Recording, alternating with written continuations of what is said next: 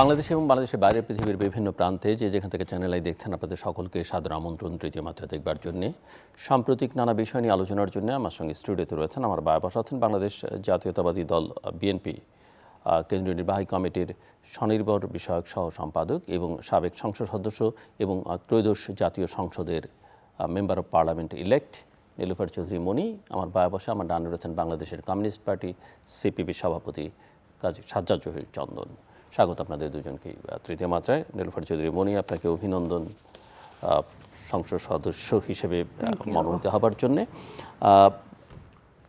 নানামুখী অর্থাৎ চতুর্মুখী সংকটের মধ্যে বলা যেতে পারে সরকার যাত্রা শুরু করবার পর থেকেই। একদিকে রাজনৈতিক নানা ইস্যু নিয়ে নানা বিতর্ক চলছে, অপোজিশনের জামাত, আওয়ামী লীগ বাইরে রাজনীতির একটা থ্রেট হিসেবে সবসময় আছে, এবং সেই সঙ্গে অর্থনৈতিক সংকট, একটা তীব্র যুদ্ধের কারণে জ্বালানির সূত্র ধরে বিদ্যুৎ জ্বালানির সূত্র ধরে দ্রব্যমূল্যের ঊর্ধ্বগতি, এবং তার সঙ্গে এখন যুক্ত হয়েছে নিরাপত্তা ঝুঁকি, যেটা বাংলাদেশ পুলিশই ইতিমধ্যেই গোটা দেশবাসীকে জানান দিয়েছে যে কোনো সময় জঙ্গি আক্রমণ হতে পারে অত্যন্ত গুরুত্বপূর্ণ স্থাপনাগুলোতে। তো আমি একটু আপনার কাছ থেকে শুনতে চাই যে কি মনে করছেন এই সংকটগুলো এত ক্ষমতায় এসেই মোকাবেলা করবার জন্য সরকারের প্রস্তুতি, অগ্রাধিকার, সেটা একটু বুঝতে চাই আপনার কাছ থেকে। ধন্যবাদ আপনাকে। যারা শুনছেন আমার শুভেচ্ছা অভিনন্দন। আমার সহ আলোচক বর্ষিয়ার নেতা চন্দন ভাইকে শুভেচ্ছা।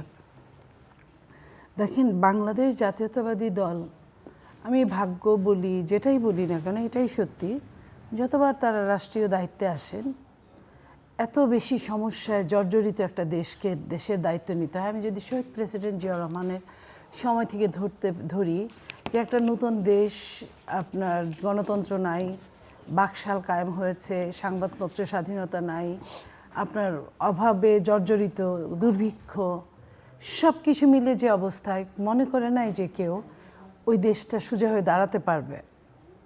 শহীদ প্রেসিডেন্ট জিয়া রহমান আসলেন, হয়তো বা তাকে ওনাকে যেভাবে আসতে হয়েছিল এটা একরকম, আমি বলবো যে আল্লাহর একরকম বিশেষ রহমত, এবং এরকমই হয়তো ধার্য করা হয়েছিল যে উনি যে কিছু পারবেন এটা কেউ চিন্তা করে নাই প্রথম দিকেও, এবং ওনার সবাই প্রায় তার এন্ট্রিতে ছিল। তারপরে উনি কিন্তু রাষ্ট্রটাকে একটা জায়গায় দাঁড় করিয়েছিলেন। তারপরে এরশাদের 9 বছরের অনাচার, নির্যাতন, আপনি তখন স্টুডেন্ট, আমরাও তখন স্টুডেন্ট, এই যা দেখেছি। এবং তারপরে দেশনেত্রী বেগম খালেদা জিয়া আসলেন একজন গৃহবধূ থেকে। তখনও মনে করা হয়েছিল যে বাংলাদেশটার যে অবস্থা, খুবই খারাপ অবস্থা, নাজুক ছিল তখনও গণতন্ত্রকে এক ধরনের শানিত করার চেষ্টা করেছেন, উন্নয়নের ছাপ রেখেছেন। তারপর আবার প্রাকৃতিক দুর্যোগও ছিল তখন, আপনার মনে পড়ে যে 90 যে ঘূর্ণিঝড়টা হয়েছিল, যে রাষ্ট্রীয় দায়িত্ব নেওয়ার কয়েকদিনের মাথায়। এই সব কিছু মিলে পরবর্তী আজকে যে অবস্থায় আমাদের আজকের মাননীয় প্রধানমন্ত্রী দায়িত্ব গ্রহণ করেছেন, উনি চিন্তা করেন নাই, আমরাও করিনি, আপনারাও করেন নাই, যে বিশ্বে এমন একটা যুদ্ধ দামামাটা এই সময়টায় বেজে উঠবে। এবং দায়িত্বটা নেওয়াটা কবে? প্রথম রোজা থেকে, রমজান শুরু হওয়া থেকে, যেটা বাংলাদেশের মতো দেশে একটা চ্যালেঞ্জ। রমজান বলি, বিভিন্ন বড় বড় অনুষ্ঠান ম্যানেজ করা, এই যে দ্রব্যমূল্যের দাম থেকে শুরু করে সব কিছু, আলহামদুলিল্লাহ চেষ্টা করেছেন উনি, ওই জায়গাটায় সফল হয়েছেন। আমি বলবো না যে খুব বেশি সফল হয়েছেন, যেমন পরিবহনের কিছু সমস্যা ছাড়া বাকিগুলোয় উনি কিন্তু মাশাআল্লাহ, যে একটা দেশের একদম তলানিতে অর্থ তো আপনি যে কথাটা বললেন, অর্থ সংকটটা তো এমন নয়। অর্থ সংকট, ফ্যাসিস্টরা অর্থ সংকটে রেখে গেছিল দেশটাকে। তারপরে আমরা মনে করেছিলাম আন্তর্জাতিক মানের একজন লোককে যখন দায়িত্ব দেওয়া হলো, হয়তো বা আমরা আন্তর্জাতিকভাবে সহযোগিতা অনেক পাবো, ফ্যাসিলিটিস পাবো। আমরা কোনোটাই পাইনি, বরং যা ছিল সেটাকে আরও লুটপাট করে আরও মানে ছোট্ট গর্ত বা চলমান গর্তটাকে আরও অনেক বেশি করা হয়েছিল। তো সেটার সঙ্গে আজকে যে যুদ্ধটা বিশ্বের, সেইখানের সাথে কিন্তু জ্বালানি, এই জ্বালানিটাই কিন্তু হ্যাঁ, অর্থ কম সেটা একটা জিনিস, কিন্তু এটার সঙ্গে জ্বালানির সম্পর্ক ছিল না। এর কমের মধ্যে থেকেও যেটা সবচেয়ে বেশি জরুরি, কিন্তু এখন যে অবস্থাটা হয়েছে যে কেউই অর্থের চেয়ে সরবরাহটা বেশি হ্যাঁ, সমস্যা হয়ে দাঁড়িয়েছে। সেটাই সেই জায়গায় আগে হয়তো বা যেটা কিন্তু সরকার তো বলছে না যে তার সরবরাহ সংকট আছে। আমি সরকারের হয়ে কথা বলছি না, আমি জনগণের হয়ে কথা বলছি। সরকার যেমন, আমি পুরাপুরি সরকার সম্পর্কে জানি না, একজন রাষ্ট্রীয় সরকার হিসেবে আমি এটুকু বলতে পারি, সরকার পুরোপুরি কোনো কিছু বলা সরকারের ঠিকও না। কারণ আপনি একটা রাষ্ট্রে, আপনার মতো জিল্লুর যেমন আছে বুদ্ধিজীবী হিসেবে বুদ্ধি বিলায়, আরেকজন আছে বুদ্ধি নাই বলে সে আবার আপনার মুখোপক্ষী হতে হয়। তো রাষ্ট্রকে চালাতে হয় কিন্তু সবাইকে নিয়ে। তো কে কতটুকু কথাটা রাখতে পারবে, ধারণ করতে পারবে, এটার একটা ব্যাপার থাকে, যে কারণে রাষ্ট্রের অনেক কিছুই থাকে যেটা সবার জন্য না। তো সেই জায়গায় আমি বলবো যে রাষ্ট্র যেটা বলছে, তেল যতটুকু আছে, জ্বালানি যতটুকু আছে, ততটুকু সাশ্রয়ীভাবে চালালে আমরা হয়তো অনেকটুকু চলতে পারবো, চেষ্টা করব।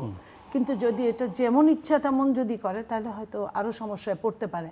যে কারণে রাষ্ট্র তার মতো করে, যখনই আপনার তেল থাকে না, তেলের সাথে বিদ্যুতের সম্পর্ক, জ্বালানির সম্পর্ক, সমস্ত কিছু, বাজারের সম্পর্ক, সব কিছুর সম্পর্ক, তো এই সব কিছু কিন্তু ওইভাবে চলে আসছে।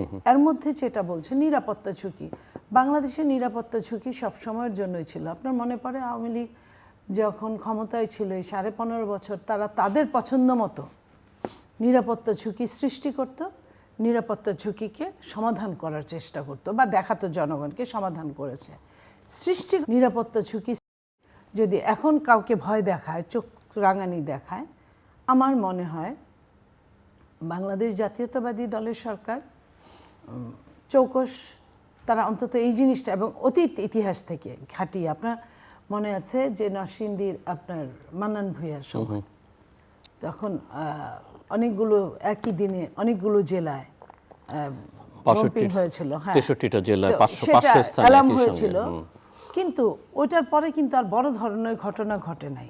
ওইটাই এক ধরনের ভয় দেখানো, এই যে ভয়ের রাজত্বে ভয় সৃষ্টি করার এক ধরনের মানুষ থাকে, এক ধরনের কিছু শ্রেণী থাকে, সেই শ্রেণীটাই হয়তো বা এই নিরাপত্তা ঝুঁকির ব্যাপারটাও এখন আবার নতুন করে এটা করছে। তবে আমি তাদেরকে বলবো যে আজকে যারা রাজনীতিতে আছেন, তারা তাদের মতো যদি ওই দ্বন্দ্বেই জড়িয়ে যায় শুরুতেই, তাহলে যতটা না সমস্যা আমাদের, তাদের সমস্যা কিন্তু আরও বেশি। আমি আসছি আপনার কাছে। মিস্টার সাজ্জাদ জহির চন্দন, ক্ষমতাসীনরা দীর্ঘদিন ক্ষমতার বাইরে থেকে অনেক সাফারিংসের মধ্য দিয়ে ত্যাগ স্বীকার করে আসলে ক্ষমতায় কিন্তু 2 মাসের খানিকটা বেশি সময় গেছে, কিন্তু এই যে নানামুখী সংকট থাকতেই পারে, কিন্তু দেখার যেটা বিষয় সেটা হচ্ছে যে সংকটটা কিভাবে তারা মোকাবেলা করছে, ম্যানেজ করছে, অ্যাড্রেস করছে, এবং এর মধ্যে কতখানি ডিনায়াল আছে, কতখানি আন্তরিক চেষ্টা আছে। এই জায়গা থেকে আপনি কি মনে করেন, এবং মানুষের যে জনপ্রত্যাশা, সেই জনপ্রত্যাশা সঙ্গে তাল মিলিয়ে তারা চলবার চেষ্টা করছে কি না? ধন্যবাদ সঞ্চালক জিল্লুর রহমান, আমার সহ আলোচক নীলুফার চৌধুরী মনি, এবং যারা দেখছেন সবাইকে আমি শুভেচ্ছা এবং অভিনন্দন জানাচ্ছি। প্রথমত হলো যে বাংলাদেশ সংকটের মধ্য দিয়েই অগ্রসর হচ্ছে। এই সংকটগুলো নতুন কিছু না। তার একটা বড় কারণ হলো দেশের রাষ্ট্র এবং দেশের অর্থনীতি, দেশের সমাজ যে ব্যবস্থায় পরিচালিত হয় তারই প্রতিফলন ঘটে দেশে, রাষ্ট্রে। আপনি মুক্তবাজার অর্থনীতির দ্বারা আপনি দেশ পরিচালনা করছেন, তথাকথিত মুক্তবাজার, এবং সেই মুক্তবাজার অর্থনীতি দ্বারা দেশ যখন পরিচালনা করছেন, আপনার দেশে এই সংকটগুলো আসবেই। এখন প্রশ্ন হলো এই সংকটগুলো কে কীভাবে মোকাবেলা করবে। তো আমরা একটা বিষয় প্রত্যাশা করি, সেটা আমরা আশাও করি, যে বর্তমান সরকার 2-2.5 মাস বা তার বেশি সময় এসছে, তাকে এই সংকটগুলো তো মোকাবেলা করতেই হবে। কিন্তু এই সংকট মোকাবেলার ক্ষেত্রে আপনাকে প্রথমত দেশের স্বার্থ, এটাকে আপনাকে দেখতে হবে। কারণ আমরা দেখেছি বিএনপি তারা স্লোগান দিয়েছে সবার আগে বাংলাদেশ, কিন্তু আমরা এটাও দেখলাম যে 9 ফেব্রুয়ারি নির্বাচনের 3 দিন আগে আমেরিকার সাথে একটা অসম বাণিজ্য চুক্তি করলো ইউনূস সরকার এবং এক ধরনের গোপন চুক্তি করে ফেললো, যে চুক্তির বলে বাংলাদেশটাকে আমেরিকার একটা গোলামি বলবো না, মানে গোলামিতে দেশটাকে পরিণত করে দিল, যে বাংলাদেশ আমি গোলাম হয়ে থাকবে। কত ভয়াবহ চুক্তিটা, এবং আমরা অবশ্যই প্রত্যাশা করব সবার আগে বাংলাদেশ যারা বলছেন তারা এই চুক্তিটা অবিলম্বে বাতিল করবেন, কারণ এই চুক্তিটা বাংলাদেশের স্বার্থ, বাংলাদেশের মানুষের স্বার্থের বিরুদ্ধে এবং দেশের গুরুতর সংকট তৈরি করবে। দ্বিতীয়ত হলো যে আমরা জানি যুদ্ধ হচ্ছে, স্বাভাবিকভাবে সারা বিশ্বে তার প্রভাব পড়ছে। আমাদের এখানে যে প্রবলেমটা আগেও আমরা দেখছি সেটা হলো এই, যারা সরকারে থাকেন তাদের মন্ত্রী বা আমলারা, বিশেষত মন্ত্রীরা যে ধরনের মন্তব্য করেন এই সংকটগুলোকে আরও বাড়িয়ে দেয়। যেমন জ্বালানি সংকট নিয়ে কিছু কিছু মন্ত্রীর মন্তব্য এই সংকট কিন্তু আরও বাড়িয়ে দিয়েছে।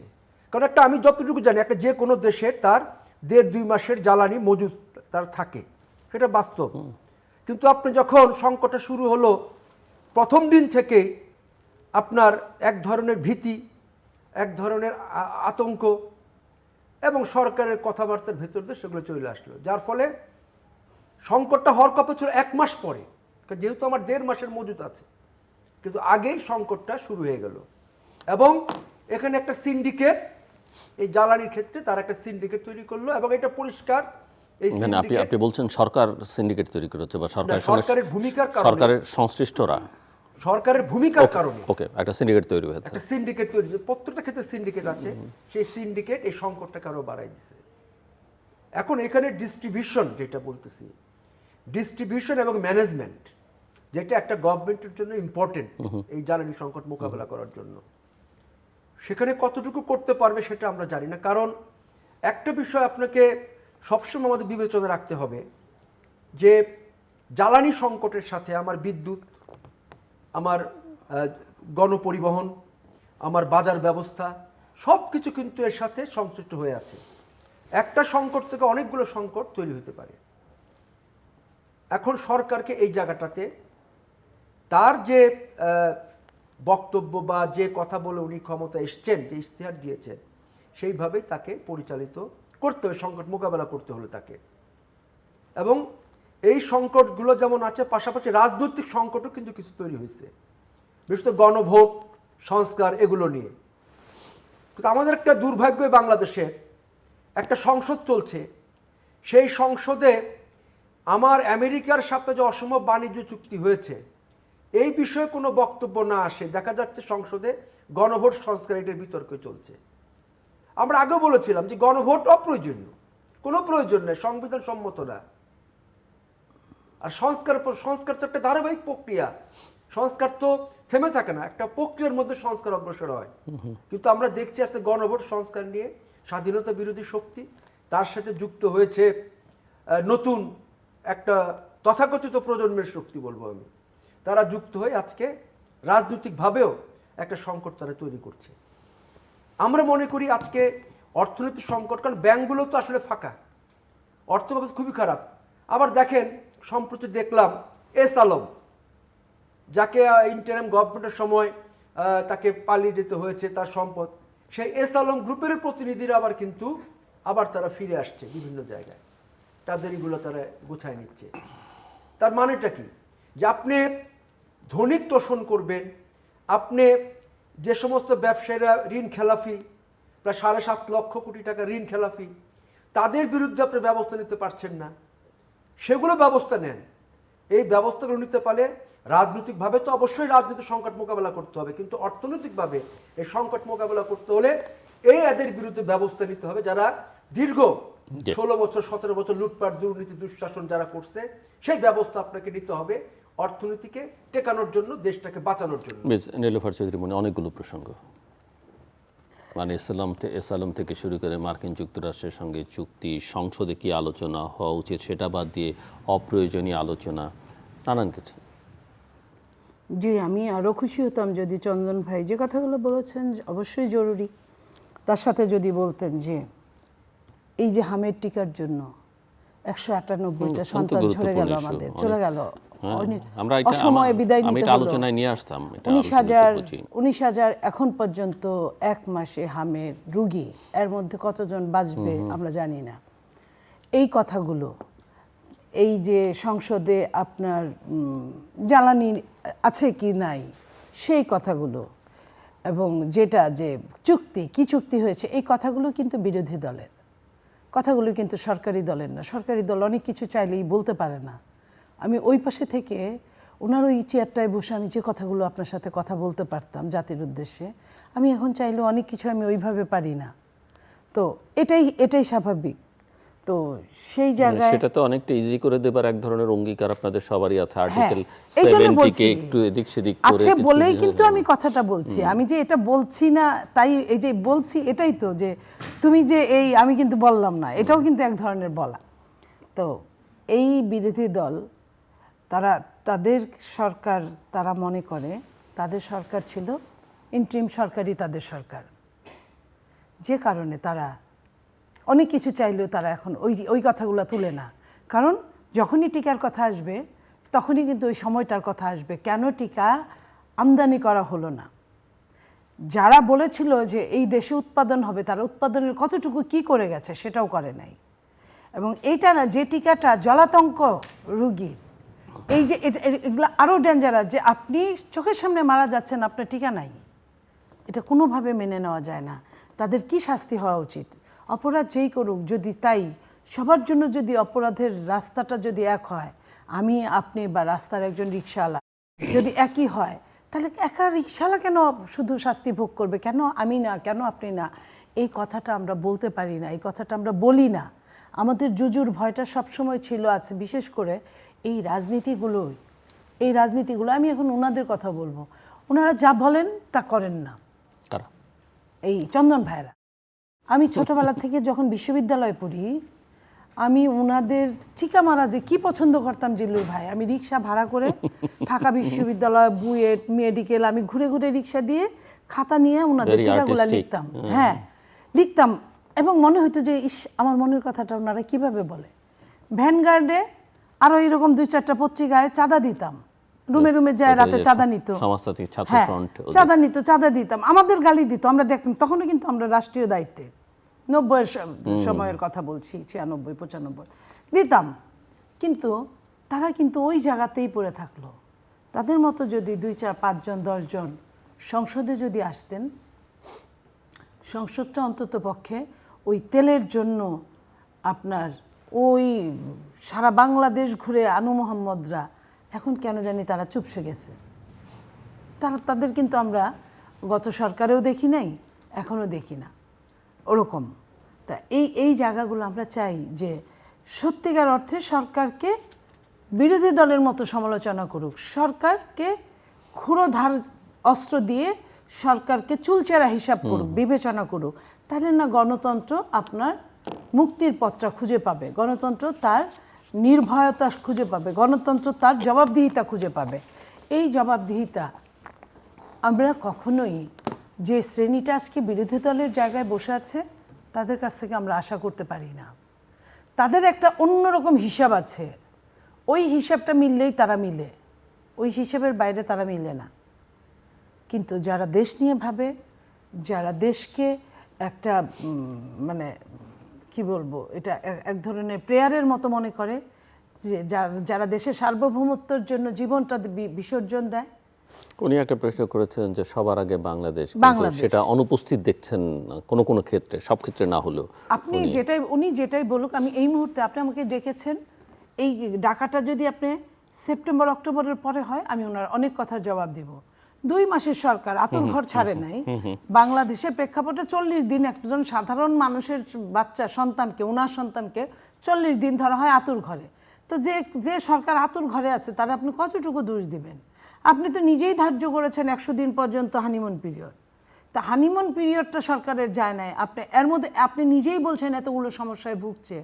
কারণ আপনি এই রাষ্ট্রীয় দায়িত্বটা নিয়েছে বিএনপি, তো আইসিইউতে, আইসিইউ সিসিইউতে যে দায়িত্বটা নেওয়া যায়, আপনি বলতে পারেন ভেন্টিলেটরটা কিনা, ভেন্টিলেশনটা আছে কিনা, যদি খুলে থাকে আপনি বলতে পারেন আলহামদুলিল্লাহ। কারণ আমি যুদ্ধের মধ্যে 17 বছর এক ধরনের যুদ্ধ ছিল, 1.5 বছর আরেক ধরনের যুদ্ধ ছিল। ওই 1.5 বছর কিন্তু যুদ্ধ কাটে নাই, বরং যুদ্ধের আরো রকম ফের ডালপালা এত বেশি গজিয়ে রেখে গেছে যে ডালপালা কাটতেও কিন্তু 2.5 বছর লাগবে, 3 বছর লাগবে। তারা কিন্তু আপনি যে 15 বছর 15.5 বছরের যে অন্যায় হয়েছে, যে উনি বলেছেন 7.5 লক্ষ কোটি টাকা ঋণ খেলাপি, উনি একবারও বলেন নাই কত লক্ষ কোটি টাকা দেশ থেকে দেশের টাকা বাইরে চলে গেছে। দেশের টাকা যখন বাইরে যায় তখন কাগজের টাকা যায় না, সেটা যায় ডলার হয়ে, সেটা যায় পাউন্ড হয়ে, সেটা মিনিমাম সেটা রুপি হয়ে যায়, বা আপনার এখন ওই চাইনিজ টাকা যেটাকে বলে কি ইউয়ান হয়ে যায়। তাহলে আপনার টাকা কিন্তু আপনার কাগজের টাকা আপনার কাছেই আছে, তাহলে এই টাকার দাম কতটা কমে যাচ্ছে, এটা কাগজের মতো হয়ে যাচ্ছে।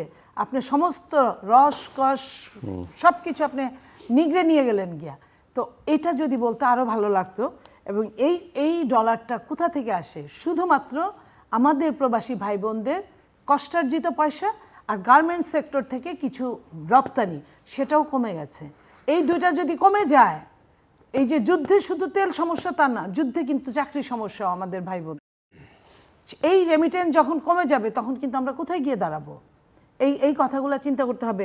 বিএনপি এমন একটা দল, অনেকেই তো মনে করেছিল, বলেছিল এমন যে বিএনপির ডাইকে এনে ক্ষমতা দিলেও বিএনপি নিবে না, কারণ এই সময়টার ক্ষমতা এটাকে কোনো ক্ষমতা বলে না, রাষ্ট্রের কিছুই নাই, একটা কিছুই নাই রাষ্ট্রে। আমি চন্দন ভাইদের কাছে রিকোয়েস্ট করব, আপনারা যতটুকু পারেন পাশে দাঁড়ান বিএনপির। আমার অনেক এই 2 মাসে অনেক কিছু ভালো কাজ করেছে, অনেকের ভালো লেগেছে, আমারও ভালো লেগেছে। সবচেয়ে যেটা ভালো লেগেছে, বিএনপি এত কিছুর পরেও যে জামাতের আমির সরাসরি বলছে যে বিএনপি সবচেয়ে বেশি খারাপ কাজ করছে, যে এনসিপির চিফ বলছে যে বিএনপি সবচেয়ে এই 2 মাসে সবচেয়ে অজনপ্রিয় হয়েছে, সেই তাদেরকে কিন্তু বিএনপি রাষ্ট্রীয়ভাবে সমস্যা দূরকরণের কারণে, জাতীয় সমস্যা দূরীকরণের জন্য তাদেরকে একটা কমিটি করে 5 জনের নাম চেয়েছে।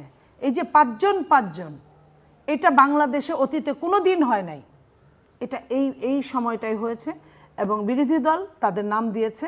এবং আমরা আশা করব যে এই সমস্যাগুলো এটার সঙ্গে আরও হয়তোবা আপনাদের মতো যারা প্রথিতযশা রাজনীতিবিদ, বুদ্ধিজীবী, তারাও এটার সাথে যুক্ত হয়ে আপনারা আপনাদের মতো কিভাবে কি করা যায়, কারণ রাষ্ট্রটা শুধুমাত্র বিএনপির না, রাষ্ট্রটা শুধুমাত্র যারা বিএনপিকে ভোট দিয়েছে তাদের না, রাষ্ট্র যেটা তারেক রহমান সাহেব বলেছেন, আমাকে যারা ভোট দিয়েছেন, আমাকে যারা ভোট দেন নাই, এবং আমাকে ভোট যারা দিতে পর্যন্ত আসেন নাই, আমি সবার প্রধানমন্ত্রী।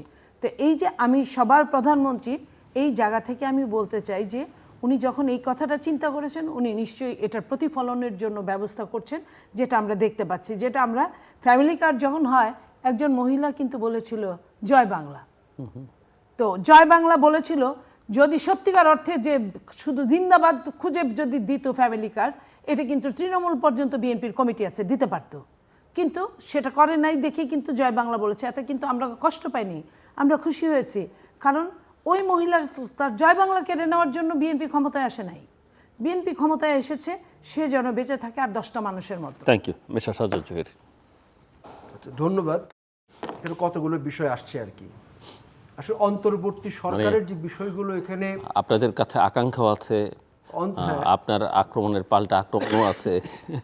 না, অন্তর্বর্তী সরকারের যে বিষয়গুলো আছে সেগুলো আমরা সমালোচনা করে আসতেছি এবং আমরা তো দাবি তুলেছি যে আজকে অন্তর্বর্তী সরকারের সময় যারা দুর্নীতি, যারা লুটপাট, যারা এই যে চুক্তি করেছে, যারা জড়িত, সবাইকে গ্রেপ্তার করে শাস্তি করে বলতেছি আমরা। অন্তর্বর্তী সরকার যেটা আসছিল সেটা স্বাভাবিকভাবেই এটা আমরা মনেই করি যে শ্রেণীর স্বার্থ রক্ষা করার জন্য যে আসছিল সেই শ্রেণীরই স্বার্থ রক্ষা করছে এবং বিশেষত সে আমেরিকা তার স্বার্থ সে রক্ষা করছে এবং তার মতো করে সে চলছে। এবং অন্তর্বর্তী সরকারের যে ভূমিকা, যেটা একটা মানুষের আকাঙ্ক্ষা ছিল, সেই জায়গাটা তো সরকার পিছিয়ে গেছে, সেই জায়গাটা ছিল না। আমরা যে কথাটা বলার চেষ্টা করতেছি যে একটা রাষ্ট্র এবং একটা সরকার পরিচালিত হয় তার রাজনৈতিক দৃষ্টিভঙ্গি দিয়ে, এটা একটা ইম্পর্টেন্ট বিষয়। সেই দৃষ্টিভঙ্গির ক্ষেত্রে খুব বেশি যে পার্থক্য হবে এটা আমরা মনে করি না, কারণ আপনাকে ক্লাস ক্যারেক্টার, শ্রেণী চরিত্র আপনাকে দেখতেই হবে। সেই শ্রেণী চরিত্রের ভিত্তিতেই আপনাকে, যেহেতু একটা বিএনপি বা আগে যারা ছিলেন তারা একটা শ্রেণীর প্রতিনিধিত্ব করছে, সেই দৃষ্টিভঙ্গিতে দেশ রাষ্ট্র তারা পরিচালনা করবেন। এবং প্রধানমন্ত্রী একাও যদি কিছু মনে করে অনেক কিছু করতে পারবেন না, কারণ একটা ক্লাস একটা বিষয় এই জায়গাটাতে আছে। এই সরকার আমি বলছি যে 2 মাস, আমিও একই বলি 2 মাস আসছে, অল্প সময়, কিন্তু এর মধ্যে যে কতগুলো গুরুত্বপূর্ণ কাজ হয়ে যাচ্ছে সেই বিষয়গুলোকে আমি দৃষ্টি টানার চেষ্টা করছি। ধরেন এই যে আমেরিকার সাথে যে অসম বাণিজ্য চুক্তি হয়েছে, যেটা ইউনুস করে গেছেন, আগের সরকারের, হ্যাঁ আগের সরকার করে গেছেন, এটাকে পর্যালোচনা করার সুযোগ আছে 9 মে পর্যন্ত। 9 মে পর্যন্ত এটা পর্যালোচনা করার সুযোগ আছে। মালয়েশিয়া ইতিমধ্যে এই চুক্তিটা কিন্তু বাতিল করে দিচ্ছে, তার মালয়েশিয়ার গভর্নমেন্ট এই ধরনের চুক্তি। এবং এই 9 মের মধ্যে যদি এটার পর্যালোচনা না করে এটা বাতিল না করা হয়, তাহলে কিন্তু সেই চুক্তি আপনার বলবৎ থাকবে। এই ধরনের বিষয়গুলো আসছে, এই কারণে আমরা এই বিষয়টা সামনে নিয়ে আসছি। আরেকটা বিষয় যেটা আমরা বলতে চাই সেটা হলো যে মব সন্ত্রাস, মব যেভাবে হচ্ছে আর কি, এটা ইউনুসের আমলে আমরা দেখেছি ব্যাপক মাত্রায় মব সন্ত্রাস হয়েছে এবং এতে কেউ বাদ যায় নাই। এবং এখনও দেখছি যে মব সন্ত্রাসটা হচ্ছে, যদিও স্বরাষ্ট্রমন্ত্রী বলছেন যে মব সন্ত্রাস বরদাস্ত করা হবে না, কিন্তু হচ্ছে মব সন্ত্রাসটা। আজকে বাংলাদেশ থেকে তাকে আপনি দেখেন, কোনো জায়গায় আপনার বিরুদ্ধে কিছু বললে কিছু লোক এক জায়গা হয়ে সে মব করতেছে। এবং মানুষের যে কথা বলার অধিকার, গণতান্ত্রিক যে অধিকার, সেই জায়গাটা তো সে করতে, সরকার ব্যবস্থা নিতে পারছে না, তো এটা বাস্তবতা। এবং এই কাজগুলো যদি আপনি দ্রুত না করতে পারেন আপনার, তাহলে কিন্তু যে সমস্যার কথা বলতেছি সমস্যা আরও বাড়তে থাকবে। আপনাকে সমস্যার সমাধানের প্রায়োরিটি ঠিক করতে হবে, যে কোনটা আগে কোনটা পরে কিভাবে কি করবেন আপনি, সেই জায়গাটাকে আপনাকে ঠিক করতে হবে। হ্যাঁ, family card is good project, আমরা তো ভালো বলছি ফ্যামিলি কার্ড দিচ্ছে, কিন্তু বাংলাদেশের সমস্যা অন্য জায়গায়। এর আগে বিভিন্ন সময় অনেক কার্ড দিয়েছে, কিন্তু সেটা দেখা যায় এক পর্যায়ে গিয়ে ম্যানেজমেন্ট এবং যে ডিস্ট্রিবিউশনের যে কথাটা বলতেছি আমরা, সেটার দুর্বলতার কারণে দেখা যায় যে অনেক সময় দলীয় লোকরাই, অতীতের অভিজ্ঞতা এইটাই, যে দলীয় লোকরাই এই ধরনের সুযোগ সুবিধাগুলো তারা পায় এবং পেয়েছে অতীতে, এবং সেটাই পাবে। এইটা হলো যে আমি এই অতীতের যে অভিজ্ঞতা, সেই অভিজ্ঞতা থেকে কথাগুলো বলার চেষ্টা করছি। আজকে ধরেন পার্লামেন্টে আজকে মব সন্ত্রাস নিয়ে আলোচনা কেন হবে না? আজকে পার্লামেন্টে কেন আপনার এই যে টাকা পাচার নিয়ে আলোচনা হবে না? কেন আজকে হামের কথা বলেছেন, একটা অত্যন্ত গুরুত্বপূর্ণ হামের বিষয়ে কেন আলোচনা হবে না? হাম তো যে 211 জন শিশু মারা গেছে, দায়িত্ব কে নেবে? এই দায়িত্বটাকে তো হাসিনা সরকার এবং ইউনূস সরকার, দুই সরকারকে নিতে হবে এটার দায়িত্ব। এবং এই সরকারও দ্রুত নিতে হবে, তাকে দ্রুত এই ব্যাপারে যেন প্রয়োজনীয় ব্যবস্থা গ্রহণের চেষ্টা করছে। আমি সেই জায়গাটায় যাচ্ছি না। আরেকটা বিষয় মনি আপা বলছেন, স্বাভাবিক, আমরা বিরোধী দল যারা, আমরা জামাত এনসি বিরোধী দল না, আমরা সরকারকে অ্যাটাক করব আমাদের উইং থেকে, সেটা লেফট বলেন, মিডল বলেন, যাই বলেন না কেন। আর এনসিপি জামাত তারা অ্যাটাক করবে রাইটিস্ট পজিশন থেকে, দক্ষিণপন্থী প্রতিক্রিয়াশীল পজিশন থেকে। তা লড়াইটা কিন্তু ভিন্ন দুই জায়গাতে। তা আমাদের কথাটা হলো যে আমরা তো যারা বামপন্থী রাজনীতি করি, আমাদের লক্ষ্য তো রাষ্ট্র সমাজ ব্যবস্থার পরিবর্তন করা, সেটা আমাদের লক্ষ্য, সেই জায়গায় আমরা যেতে চাই।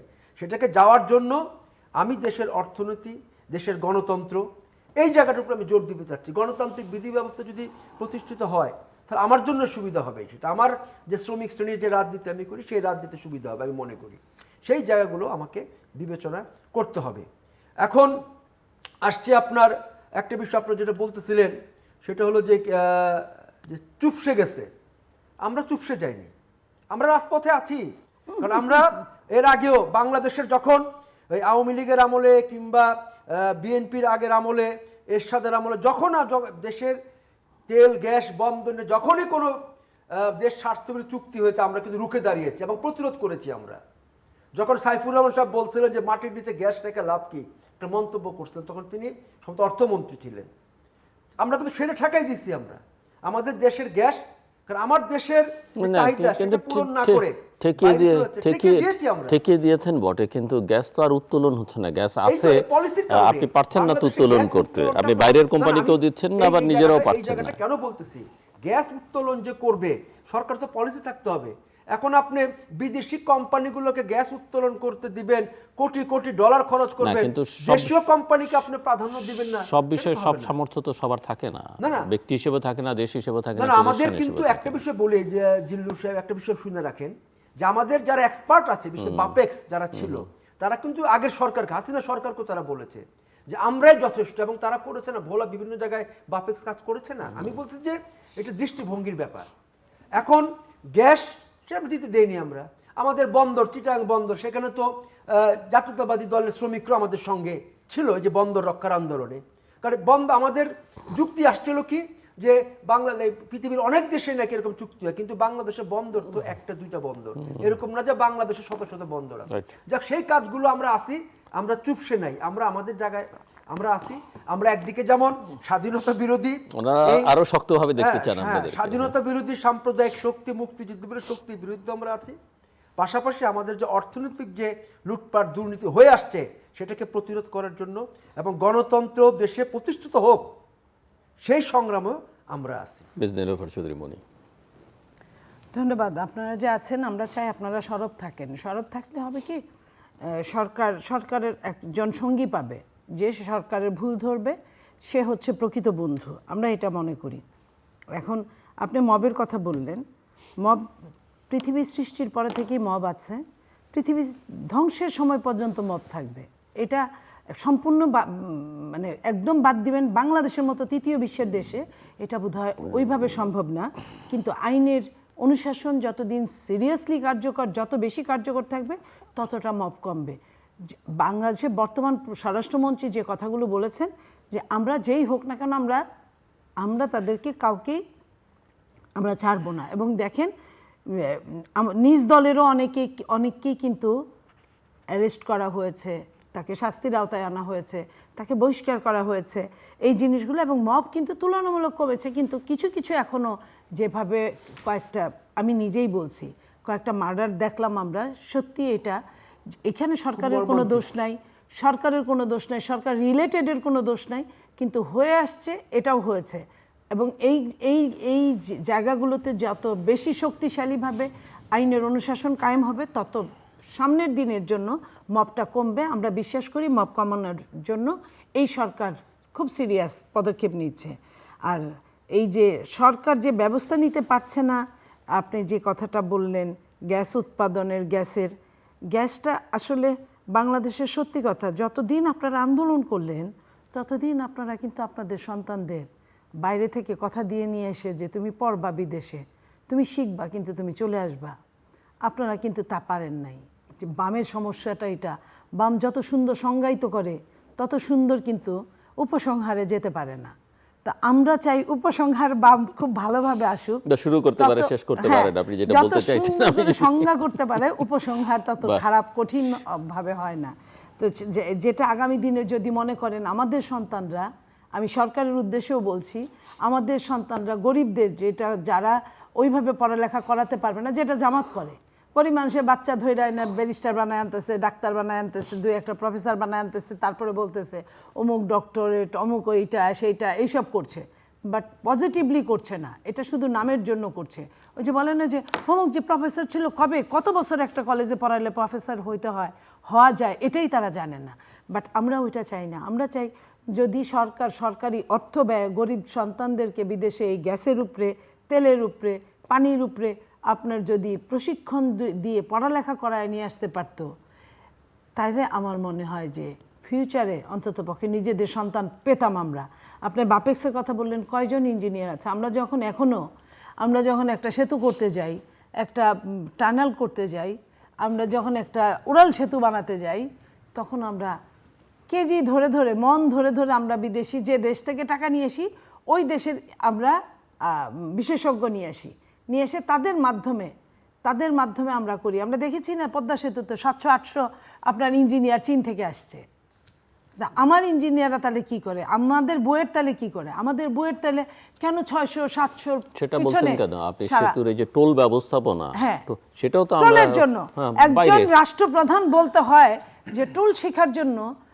দুঃখজনক ব্যাপার যে আমরা কি এতদিনে 54-55 বছরের দেশ এইটুকু শিখতে পারিনি কিভাবে টোল তুলতে হয়। এটা একটা উন্নত দেশকে দিয়ে তার কাছ থেকে শিখতে হবে। যেমন করে বাংলাদেশের আমলারা খিচুড়ি রান্না করা শেখার জন্য বিদেশে যায়, কিভাবে এসিতে সুইচ দিতে হবে, এসি লাগাইতে হবে, সেটার জন্য বিদেশে যায়।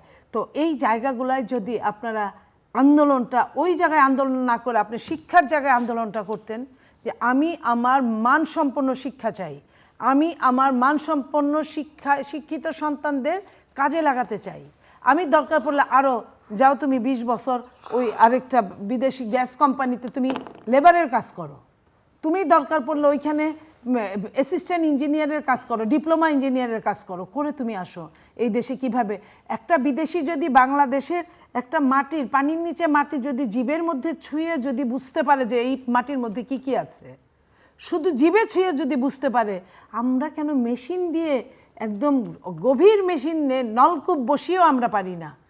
আমরা যে পারি না, এই পারার ব্যবস্থাটা আমরা কেউই করতে চাই না। আমি চন্দন ভাই বলতে চাই, সারাদিন যদি অঙ্ক করেন অঙ্ক মিলবে না যদি আপনি সূত্রের মধ্যে না ফেলেন অঙ্কটাকে আপনাকে ফর্মুলার মধ্যে ফেলতে হবে। ফর্মুলাটা কি? আজকের সন্তান আগামী দিনের রাষ্ট্রনায়ক। এই আগামী দিনের রাষ্ট্রনায়ক, রাষ্ট্রের নায়ক মানে যে রাষ্ট্রের প্রেসিডেন্ট হতে হবে, প্রধানমন্ত্রী হতে হবে তা না। রাষ্ট্রকে চালানোর জন্য বিভিন্ন হ্যান্ডস আমরা প্রশিক্ষিত করব, এবং যেটুকু আমাদের অভাব আছে সেটা বাইরে থেকে আমরা নিয়ে আসব। আমাদের কেন প্ল্যান নাই? আমাদের কেন 20 বছরের 10 বছরের? আমি 2011 সালে আপনার স্টেট ডিপার্টমেন্টের ফেলো করতে গিয়েছিলাম, তো ওইখানে আমি আধা ঘন্টার মতো শুধু আমি মনে করেছি, যখন বলেছেন 2040 আপনার বাজেট পেশ করছে তারা, আমি অনেকক্ষণ মনে করছি 14। তো আমি ভাবলাম যে 11 সাল 14 সালের বাজেট করে। আমি হাফ অ্যান আওয়ার আফটার আমি বুঝলাম যে 2040 বাজেট পেশ করছে, ডেভেলপমেন্ট বাজেট, যখন 2011 সাল। তো তারা যদি আপনার আরও 30 বছর পরের বাজেট 30 বছর আগে পেশ করতে পারে, আমরা কেন আমাদের বাজেটটা, বছরের বাজেটটা কেন আমরা জুলাইয়ের 31 তারিখে বাজেট পাস হয়, ইমপ্লিমেন্ট হয় কবে থেকে? অক্টোবর, নভেম্বর, ডিসেম্বরে, যখন আপনার বছরটা শেষ হয়ে যায়। আমরা তো এইটুকুই করতে পারি না। কই, আপনারা তো এটা নিয়ে কোনো আন্দোলন করলেন না যে বাজেটটা আমার জানুয়ারি থেকে বা ফেব্রুয়ারি থেকে বা মার্চ থেকে হতে হবে? আমি কেন বাজেট শেষ করার জন্য আমাকে কেন পর্দা কিনতে হবে, টেলিভিশন কিনতে হবে, কার্পেট কিনতে হবে, আমাকে কেন ফ্রিজ কিনতে হবে, এসি কিনতে হবে? আমি আমার সঠিকভাবে আমি ইমপ্লিমেন্ট করতে চাই। তাহলে কিন্তু রাষ্ট্রের প্রত্যেকটা, বলেন না যে সর্ব অঙ্গে ব্যথা ওষুধ দিব কোথা? রাষ্ট্র বাংলাদেশ এমন একটা জায়গায় যার কিনা সর্ব অঙ্গে ব্যথা ওষুধ দেওয়ার কোনো জায়গা নাই। তো এই ওষুধ দেওয়ার জায়গাগুলো আগে নির্ণয় করেন, ভালো ডাক্তার দিয়ে আগে দেখান, তার কুইনাইন লাগবে না প্যারাসিটামল লাগবে, এইটা আগে ব্যবস্থা করেন, তারপরে আমার মনে হয় যে সব হবে। যারা সমালোচক যদি শিক্ষিত না হয়, ওই রাষ্ট্র কিন্তু মুখ থুবড়ে পড়তে বাধ্য। মিস্টার সাজ্জাদ চৌধুরী। না, অনেকগুলো কথা মুনিয়াপা বললেন, কথাগুলো অনেক যৌক্তিকতা অবশ্যই আছে, কিন্তু আমি যে কথাটা বারবার বলার চেষ্টা করছি, এই যে আমাদের দেশে এডুকেশন বলেন বা আমাদের এক্সপার্ট তৈরির বিষয় বলেন, কেন আজকে বাংলাদেশ থেকে শত শত ছেলে মেয়ে লেখাপড়া শেষ করে দেশের বাইরে চলে যাচ্ছে, এটার সাথে তো দৃষ্টিভঙ্গির ব্যাপার। আপনি যদি এখানে কর্মসংস্থানের ব্যবস্থা না করতে পারেন, আপনি যেখানে গবেষণার ব্যবস্থা না করতে পারেন, আপনি যে কর্মটা করছেন তার যদি যথাযথ মজুরিটা আপনার না, রিমুনারেশন যাই বলেন, সম্মানে না দিতে পারেন, তাকে তো আপনি পাবেন না। এটার বাস্তবতা। সেইখানে প্রবলেমটা কোথায়? সেখানে সরকারের দৃষ্টিভঙ্গির উপর নির্ভর করে। আরেকটা বড় বিষয় হচ্ছে যে আমাদের দেশ, এটা আপনি মানেন আর না মানেন, যুগ যুগ ধরে আমরা দেখে আসছি যে যারা সরকার পরিচালনা করেছেন সবাই লুটের একটা ধনিক শ্রেণী নির্ভর করেছেন, আর পাশে আমলাতন্ত্রের উপর নির্ভর করেছেন। আমলাতন্ত্র দেখেন আপনার এই যে 19 সরকারের আমলে এতগুলো ঘটনা ঘটেছে 18 মাসে, আমরা বলতেছি একটা ব্যুরোক্রেটের কিছু হয়েছে বলেন আমারে? শেখ হাসিনার আমলের এত 4-5 জন সচিব গ্রেপ্তার করা ছাড়া আর কারো কিছু কিন্তু হয় নাই।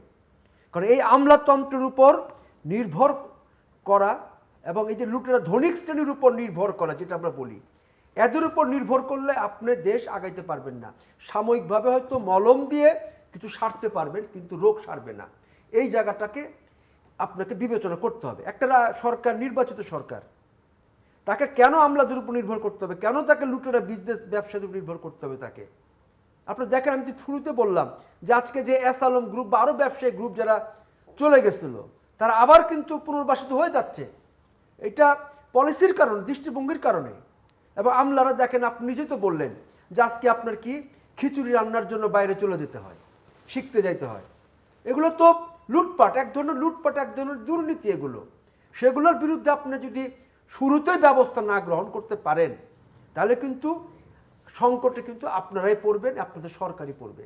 মানুষের মধ্যে কিন্তু এখন যে বিষয়টা আসছে, যেটা আমার অবজারভেশন আমি বলতেছি, মানুষ মনে করছিল যে ইউনিট সরকার তো দেশ শেষ করে দিচ্ছে, আসলে ফ্যাক্ট। তারপর একটা নির্বাচিত সরকার আসবে, দেশটা একটু স্বাভাবিক হবে। কিন্তু শুরু থেকে যা শুরু হয়েছে আর কি, ছোট ছোট বিষয়গুলা কিন্তু মানুষের মধ্যে কিন্তু আবার এক ধরনের আতঙ্ক বা আশঙ্কা হচ্ছে কিনা বিবেচনা করবেন। আমার বিবেচনা আমি যা দেখলাম যে আসলে এই সরকার এগুলো পারবে কি, যে প্রশ্নটা জিল্লুর সাহেব প্রথমে কিন্তু করেছেন, এটা কঠিন একটা বিষয় চলে আসতেছে। এই ক্ষেত্রে সরকারের দৃষ্টিভঙ্গি সেটা সরকারকেই সেখানে করতে হবে। আর আমাদের দেশে তো লুটপাট, দুর্নীতি, প্রকল্প চুরি। আপনার একটা সেতু, আপনার ফ্লাইওভার, আপনি বললেন একটা ফ্লাইওভার শুরু হয় হয়তো 1000 কোটি টাকা দিয়ে, এটা শেষ করতে হয়তো 10,000 কোটি টাকা চলে যাচ্ছে, 9,000 কোটি লুটপাট। আমরা মেট্রো রেলে দেখেছেন, হ্যাঁ মেট্রো রেল খুব ভালো হয়েছে, কী পরিমাণ দুর্নীতি হয়েছে, পদ্মা সেতু কী পরিমাণ দুর্নীতি হয়েছে, দুর্নীতি। কিন্তু যারা করলো তাদের বিরুদ্ধে বিগত সরকার তো পারেনি ব্যবস্থা করতে। এখন যে সরকার আছে তাদেরকে আমরা দেখছি না তাদের বিরুদ্ধে কোনো ব্যবস্থা নিতে। এটা হলো বাংলাদেশের ট্র্যাজেডি। এই জায়গাটায় শুরুতে যদি ব্যবস্থা নিতে পারে তাহলে কিন্তু সেটা হবে। আর আমরা আরেকটা বিষয় আসছে যে মবের যে বিষয়টা, হ্যাঁ মব ছিল, সবসময় ছিল, থাকবে না তা না, কিন্তু এটাকে তো কন্ট্রোল করতে হবে। মবের শিকার আজকে হয়তো আমি হচ্ছি, কালকে আপনি হবেন তো মবের শিকার, এবং পরশুদিন আরেকজন মবের শিকার হবে, হয়েছে তো সবাই। 18 মাসে অনেকেই আপনার দলের লোকজন মবের শিকার হয় না, হয়েছে তো। আমরা আমাদের লোকজন মবের শিকার হয়েছে তো। এবং সেগুলো তো আপনাকে কন্ট্রোল করতে হবে। কন্ট্রোল করার জন্য আপনাকে সরকারকে ভূমিকা, দায়িত্ব কিন্তু সরকারের উপরে বর্তায়। এটা জনগণ তো পারে, সরকারকে এই জায়গাটায় দায়িত্ব নিতে হবে। আজকে এই টাকা পাচারের কথা বলা হচ্ছে, এখন উদ্যোগ নেক, একবারে পারবে না সরকার যে যে টাকাগুলো দেশের বাইরে পাচার হয়েছে সে টাকাগুলো ফেরত আনো। উদ্যোগটা গ্রহণ করুক, মানুষ দেখুক যে উদ্যোগ নিছে। কতদিন সময় লাগবে, 1 বছর না 2 বছর না 5 বছর, সেটা অন্য প্রশ্ন, কিন্তু উদ্যোগটা দেখাইতে হবে আপনাকে। মানুষকে তো একটা আস্থার জায়গা, ভরসার জায়গা দেখাইতে হবে আপনাকে। আপনি এই মুহূর্তে সব কিছু করে ফেলবেন এটা আমরা মনে করি না, কিন্তু আপনাকে উদ্যোগটা নিতে হবে, শুরুটা করতে হবে আপনাকে। শুরুটা আপনি করেন, মানুষের কাছে আস্থার জায়গাটা আপনি আনেন। তো আপনি দেখছেন না যে ওনারা শুরু করেছেন এখনো সেরকম? যেটা করা দরকার যেভাবে সেটা শুরু, সেটা মনে ধরেন কিছু কাজ তো সংস্কারমূলক কাজ, সেগুলো তো হচ্ছে, সেটাই করছি না আমি। কিন্তু মূল জায়গাগুলোতে এই অর্থনীতির ক্ষেত্রে আসলে তো সত্যি অর্থনীতি দেশটা তো একবারে হয়ে গেছে, একটা শূন্য একটা এর মধ্যে চলে আসছে। সেখান থেকে এই গভর্নমেন্ট ক্ষমতা নিচ্ছে, কঠিন তাদের জন্য কঠিন। কিন্তু আপনাকে তো এই জায়গাটাতে এমন স্টেপগুলো নিতে হবে, অন্তত বাস্তবায়ন হয়তো অনেক সময় লাগবে আপনার, কিন্তু আপনাকে শুরু করতে হবে। দেখেন, শুরু তো করেছে, বাস্তবায়ন সময় লাগবে, এটা যেমন কথা আপনি বুঝলেন, কিন্তু যখন সমালোচনা করেন তখন কিন্তু এটা বুঝেন না, কিংবা বুঝেও না বুঝার ভান করেন। বাস্তবায়ন করতে সময় লাগবে, এবং বিএনপিকে বুঝতে হবে যে 18 বছর 19 বছর পরে বিএনপি রাষ্ট্রীয় দায়িত্বে এসেছে। এই 19টা বছর বিএনপি ওইভাবে বিরোধী দলও ছিল না, সরকারি দল তো অনেক দূরের কথা। তাদেরকে 20টা 25টা 30টা এমপি বা 6টা 7টা এমপি ধরে হাতে ধরিয়ে দেওয়া হয়েছে। যেভাবে মেকিং করা হয়েছে ওইভাবেই সঙ্গে সঙ্গে যেতে হয়েছে। তার 2-3টা ইলেকশনে নির্বাচনেই যায় নাই। তো এই জায়গা থেকে আমরা চেষ্টা করছি, আমাদের নেতা চেষ্টা করছে, যিনি কিনা 17 বছরই দেশের বাইরে ছিলেন, থাকতে বাধ্য হয়েছিলেন। তো এই যে একজন মানুষ দেশের বাইরে থেকেও, আমি ওনাকে যতটুকু দেখেছি, উনি মানে বাংলাদেশের টাইম অনুযায়ী সকাল থেকে সন্ধ্যা পর্যন্ত গভীর রাত অবধি যে ওই চেয়ারটায় বসে থাকতেন, ওই চেয়ারটা বসে থাকা মানেই যে মিটিং করা বিভিন্ন জনের সাথে, এই যে সে সম্পূর্ণরূপে বিদেশ থাকতেন ঠিকই, তার দেহটা কিন্তু মনটা বাংলাদেশ নিয়েই চিন্তা করতেন। সেই চিন্তায় কিন্তু উনি এই জন্যই বলেছিলেন উই হ্যাভ আ প্ল্যান। তো এই উই হ্যাভ এ প্ল্যানের মধ্যে আপনার যেমন আপনার ফ্যামিলি কার্ড দিয়েছেন, ঠিক তেমনই কৃষক কার্ড দিয়েছেন। যে কৃষকের জন্য আপনারা এত আন্দোলন করেন, আমরা আপনাদের প্রতি খুশি ওই ব্যাপারে। সেই কৃষকের 10,000 টাকা 1,85,00,000 দিছিল, কিন্তু সবাই পায় নাই। সেটা না, আমি ঋণটা যে মওকুফ করেছে 10,000 টাকা পর্যন্ত, সেটাই বলতে চাচ্ছিলাম। এটা বলে 92 সালে একটা ছোট্ট কথা ইন্টারফেয়ার করি, যখন খালেদা জিয়া ক্ষমতা আসলেন তখন 5,000 টাকা কৃষি ঋণ মওকুফ করছিলেন, কৃষকরা খুব খুশি। হঠাৎ দেখা গেল 97-98 সালে ওই সময় এসে প্রধানমন্ত্রী বলেছেন কৃষি ঋণ মৌকুফ হয়েছে, তা আমরা তো কৃষক আন্দোলন করি, তো দেখা গেল যে 8 বছরের যে কৃষি ঋণ সুদ বাড়তে বাড়তে কৃষক ঋণ কিন্তু মৌকুফ হয় নাই। এটা আপনারা এইবার ওইভাবে করে নেবেন। আমি বলি প্রধানমন্ত্রী যে ঘোষণা দিয়েছেন, প্রধানমন্ত্রী ঘোষণা দিয়েছে এবং 7-8 বছর পরে আপনার কৃষকরা, ঠিক আছে, 98 কে ক্ষমতায় ছিল, দেখেন আরেকটা সরকার ছিল সেটা এবং তারা এই কাজটা করেছে, এই নোংরামিটা করেছে। নোংরামিটা, কৃষক তো জাতির সম্পদ, এই জাতির কৃষি প্রধান দেশ, সেই তাদের সাথে এই নোংরামিটা করা উচিত হয় নাই, ব্যাংকগুলোরও উচিত হয় নাই। যেটা যখন দায় মুক্তি দেওয়ার, সেই দায় মুক্তিটা নিশ্চয়ই আজকের প্রধানমন্ত্রী, এখন 10,000 টাকা মওকুফ করছে, আমি বলি আজকের প্রধানমন্ত্রী নিশ্চয়ই অতীত থেকে এই শিক্ষাটা নেবেন অবশ্যই। এবং আপনি আমার সামনে যেভাবে বললেন, আরো 5 জায়গায় বললে হবে কি একটা ইটা সৃষ্টি হবে যে আমি এটা কানে, ওনার কান পর্যন্ত যাওয়া দরকার যে উনি অতীতে যে ঘটনাটা ঘটেছে বা অন্য সরকার যেটা ঘটানোর চেষ্টা করেছে সেটা যেন ফিউচারে যেন না হয়। আমরা এইটুকু করব, এইটুকু অবশ্যই আমরা করার চেষ্টা করব।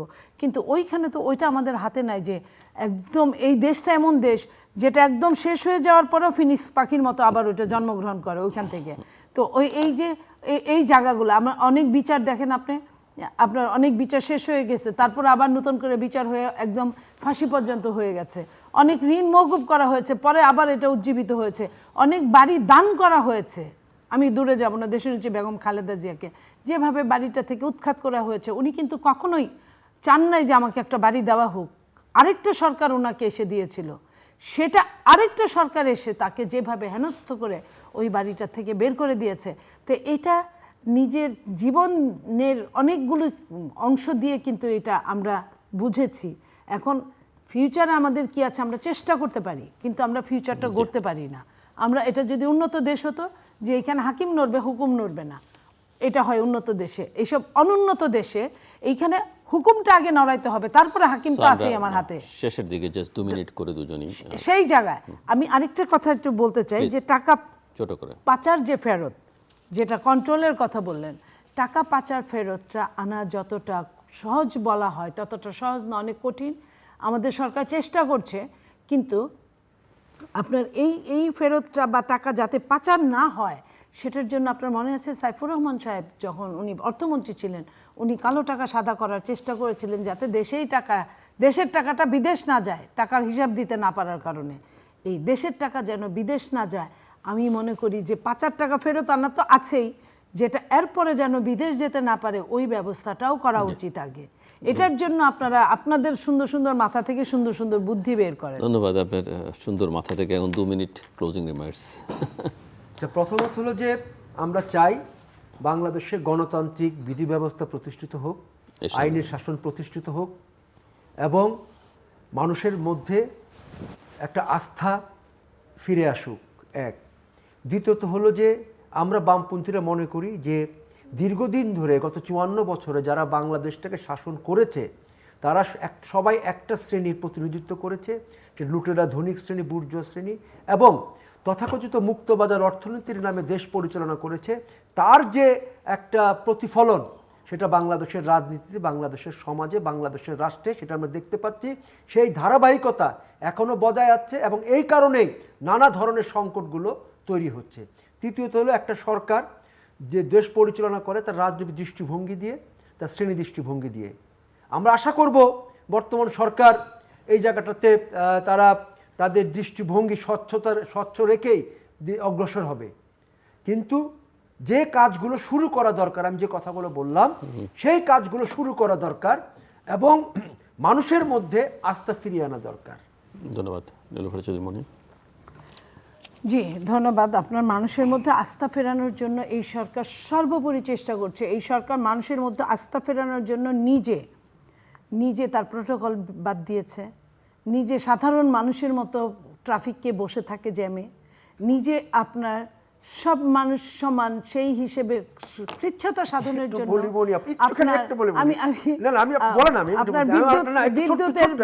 অভিজ্ঞতা সময়টা এরকম যে আমাদের আসলে মানুষের বিশ্বাসের ব্যাপারে এরশাদ সাহেব সাইকেল চালায় আসছিল, মিতব্যয়িতা খুব ভাব করেছে, দেখাইছিল হ্যাঁ, সব আমাদেরকে। ঠিক আছে আপনার কথা, আমরা তখন but আন্দোলন করি। উনি ওরকম না, উনি যাক, এটাকে সেটা আমরা চাই না, ওইভাবে সেটা প্রচার হোক আর করার কি। পক্ষে না, না। এবং নিজে ঠিক থাকার জন্য আপনার এমপিদের যেভাবে এতদিন আপনারা খালি আমাদের খোটা দিতেন, সেই গাড়ি, সেই আপনার এই কি বলে প্লট, এগুলা বাদ ভালো, দিয়েছে, এটা এবং কিন্তু সেটা ভালো, বিল আকারে প্রকাশ করেছে। আপনি দেখেন আজকে বিল 2/3 মেজরিটির বেশি ভোট পেয়ে, বেশি আসন নিয়ে যে সরকার, সে নিজে তার ত্যাগ, নিজে ত্যাগ স্বীকার করেছে, তারপরে বিরোধী দলের পক্ষে গেছে। বিরোধী দলের তো এটা ইয়ের মধ্যে ছিল, ইস্তেহারে ছিল, বিএনপির ইস্তেহারে ছিল না, সেটা করেছে আস্থা ফিরে আনার জন্য। সরকার কি করেছে এই 2 মাসের মধ্যে? একটা ঈদ গিয়েছে, রমজান গিয়েছে, চাঁদাবাজি ওইভাবে হয় নাই, ঈদ গিয়েছে, মানুষের কাছে কয় টাকা ছিল বড় কথা না, মানুষ নিঃসংকোচে নির্ভয়ে শেষ রাত পর্যন্ত, যেহেতু আমি টকশো করি, আমি অনেক রাতে ফিরি, আমি দেখেছি রাস্তায় অন্য বছরের চেয়ে এই বছর অনেক রাত পর্যন্ত মানুষ বাইরে থেকে ঘরে ফিরেছে, আলহামদুলিল্লাহ। আপনার ঈদের পরে পূজা আসছে, পূজাতে মানুষকে আমি দেখেছি আবার সবাই একাকার হয়ে একজন আরেকজনকে সহযোগিতা করেছে। শহীদ মিনারে আপনার পুষ্পস্তবক অর্পণ থেকে মধ্যরাত থেকে শুরু করে আমরা দেখেছি নির্ভয়ে হয়েছে। স্মৃতিসৌধ থেকে শুরু করে সবগুলো জায়গায় মানুষ অন্তত এই যে নিশ্চয়তা, আমার জীবনের নিশ্চয়তা, এই জায়গাটার কিছুটা অংশ, আমি বলবো 60% 70% অংশ ফিল আপ হওয়ার চেষ্টা হয়েছে। আর মব যেটা বলছে সেটা ওইটুকু যেটুকু কমেছে, কিন্তু আমি বলবো না যে মব একবার বন্ধ হয়েছে, চেষ্টা করছে। তো এই যে সরকার সম্পূর্ণ চেষ্টা করছে জনগণের জন্য, আপনাদের মতো রাজনীতিবিদদের জন্য, এবং সরকারের নিজস্ব সন্তানদের জন্য, ভোটারদের জন্য, সবার জন্যই চেষ্টা করছে। এইটুকু আপনারা যদি সহযোগিতা করেন, আগামী দিনে এই চেষ্টাটা অব্যাহত থাকবে। একটা সময় চেষ্টাটাই সুন্দর একটা দেশে রূপান্তরিত হবে। দর্শক অনুষ্ঠানের শেষ প্রান্তে আমরা সামাজিক যোগাযোগ মতো ফেসবুক, এক্স এবং ইউটিউবে রীতিমাত্র লাইভ স্ট্রিম হোয়াটসঅ্যাপ দেখতে পারেন। টেলিভিশনের পর্দায় দেখতে না পারলে যে কোনো সময় যে কোনো স্থান থেকে ইউটিউবে রীতিমাত্র চ্যানেলটি সাবস্ক্রাইব করে এই পর্ব বা পুরোনো পর্বগুলো আপনারা দেখতে পারেন। মিস্টার কাজী সাজ্জাদ জহির চন্দন এবং মিস নীলোফার চৌধুরী মনি অসংখ্য ধন্যবাদ এই আলোচনা করছেন। দর্শক, আমরা নানা রকমের সংকট নিয়ে কথা বলছিলাম। সংকটটা নতুন নয়, অনেক পুরনো, এবং অনেক গভীর ক্ষত জমা হয়ে আছে পুরো জাতির উপরে, এবং সেই ক্ষত থেকে মুক্ত করা একটা সরকারের পক্ষে 2 মাসই হয়তো সম্ভব না, এটা কেউ আশাও করে না। কিন্তু যেটা মানুষ আশা করে, এখানে স্বচ্ছতা থাকবে, জবাবদিহিতা থাকবে, আইনের শাসন থাকবে, এবং গণতন্ত্রকে শক্তিশালী করবার একটা প্রয়াস থাকবে, এটা সবার প্রত্যাশা। এবং একই সঙ্গে এই সরকারের কাছে অন্তত প্রত্যাশা, কেন দীর্ঘ সংগ্রাম, লড়াই এবং একটা অভ্যুত্থানের মধ্য দিয়ে, মাঝখানে যদিও অন্তর্বর্তীকালীন সরকার ছিল, কিন্তু স্বাভাবিকভাবে ধরে নেওয়া হয়েছিল যে অভ্যুত্থানের পরে নির্বাচনের মধ্যে দিয়ে আজকে যারা ক্ষমতায় তারাই আসবেন। তাদের কাছে যে প্রত্যাশা, সেটা হচ্ছে যে তারা এমন একটা ব্যবস্থা করে দিয়ে যাবেন যে ব্যবস্থা আসলে দেশটাকে পরিচালনা করবে, কোনো ব্যক্তি, কোনো গোষ্ঠী বা কোনো রাজনৈতিক দল নয়। নিঃসন্দেহে ব্যক্তি গুরুত্বপূর্ণ, দলও থাকবে ক্ষমতায়, কিন্তু ব্যবস্থা যেন ব্যক্তি বা দল বা গোষ্ঠীর চেয়ে অনেক বেশি শক্তিশালী হয়। আমরা আশা করব যে এই অঙ্গীকার তারা পূরণ করবেন এবং এই কাজটা তারা করবেন। আমাদের সঙ্গে থাকবার জন্য অসংখ্য ধন্যবাদ। আপনাদের সবার জন্য শুভকামনা।